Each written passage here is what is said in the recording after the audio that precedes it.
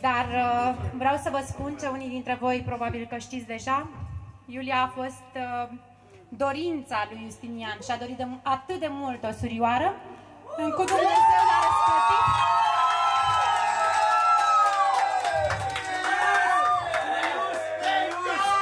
Și mi-a dăruit doi copii minunați pentru care îi mulțumesc în fiecare zi. Le doresc să fie fericiți, să fie sănătoși, să aibă prieteni dragi mereu.